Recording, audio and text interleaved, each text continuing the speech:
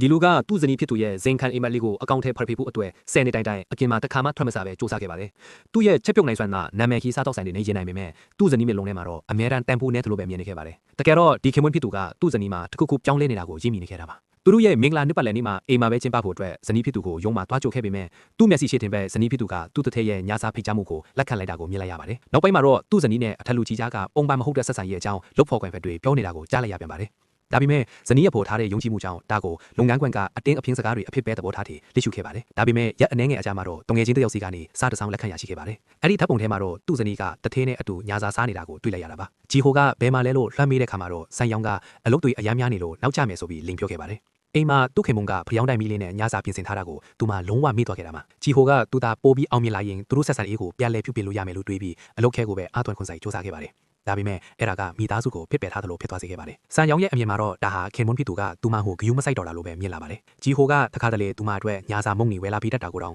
မအောင်မြင်တဲ့အမျိုးသားတစ်ယောက်ရဲ့တနာစရာကောင်းတဲ့ကျင်နာမှုလိုပဲသူမသတ်မှတ်ခဲ့ပါတယ်။သူတို့နှစ်ဦးကြားကအကွာအဝေးကပိုပိုပြီးဝေးကွာလာခဲ့ပါတယ်။ဂျီဟိုတယောက်အိမ်ဝယ်ဖို့ငွေအလုံးလောက်စုမိတဲ့ချိန်မှာတော့သူဇနီးကစိတ်မရှိတော့ပဲကွာရှင်းဖို့တောင်းဆိုခဲ့ပါတယ်။ကွာရှင်းပြီးတဲ့နောက်မှာတော့ဂျီဟိုဟာကြာရှုံးမှုရဲ့အရေးအောက်ကနေမယုံထနိုင်ပဲလူတော်မတိုးတော့တဲ့အထိဖြစ်သွားခဲ့ပါတယ်။ရှန်အင်းဆိုတဲ့အမျိုးသမီးလေးပေါ်လာတဲ့အထိပေါ့သူမကသူ့အတွက်နောင်တတွေကနေကယ်တင်ရှင်လေးဖြစ်လာခဲ့ပါတယ်ရှန်အင်းကငွေကြေးအခက်ခဲကြောင့်စားကျုံးတဲ့ဇနီးအထည်လုတ်ကင်တာလူထင်ခဲ့ပြီးသူရခဲ့တဲ့ကွာရှင်းပြက်ဆဲကြီးအားလုံးကိုသူမကို9နှစ်စာ9ရန်ခါအထည်တုံးဆွဲခဲ့ပါတယ်တပတ်ကို3ကြိမ်ညစာအတူတူစားပေးဖို့ပဲသူကတောင်းဆိုခဲ့တာပါတကေးဖြည်းနဲ့သူတို့နှစ်ယောက်ကြားမှာတန်ရောစင်တွေဖြစ်ပေါ်လာခဲ့ပါတယ်ဂျီဟိုရဲ့အိမ်ထောင်ကြီးကအတူကြီးမှန်းဇနီးဟောင်းကတည်သွားတဲ့ခါမှာတော့ပြန်ပေါင်းထုတ်ဖို့ကြိုးစားလာပါတယ်ဂျီဟိုကငင်းပယ်လိုက်ပြီးတဲ့နောက်မှာတော့သူတို့နှစ်ယောက်လုံးထိတ်လန့်စရာသတင်းတစ်ခုကြားလိုက်ရပါတယ်အဲ့ဒါကတော့ရှန်အင်းကနာမည်ကြီးမင်းသားကန်ကျင်လက်ထပ်တော်မယ်လို့ကြေညာထားတဲ့လူရွှဲစစ်ဖူချင်းနေတာပါပဲတပ်ပုံတွေကိုမြင်လိုက်ရတဲ့ခါမှာတော့ရှန်အင်းတယောက်ပုံစွမ်းသွားဝယ်မယ်ဆိုပြီးလက်ဖက်လာနဲ့ပြန်လာခဲ့တဲ့နေ့ကိုဂျီဟိုပြန်တတိရသွားပါတယ်ရှန်အင်းသူ့ကိုလင်ခဲ့တဲ့အပေါ်စိတ်ဆိုးပေမဲ့လည်းသူမရဲ့ဘေးကင်းလုံခြုံမှုကိုပိုပြီးစိုးရိမ်နေခဲ့ပါတယ်ထိတ်တန်းအမှုပညာရှင်တယောက်နဲ့ပတ်သက်နေတာပေါက်ကြားသွားတာကြောင့်ရှန်အင်းရဲ့အနားယူမဲ့အစီအစဉ်တွေကိုထိခိုက်နေလို့ပေါ့ဘာလို့လဲဆိုတော့မင်းညကမှသူတို့နှစ်ဦးဆက်ဆံရေးကိုအတီးကူးပြီးတဲ့နောက်မှာ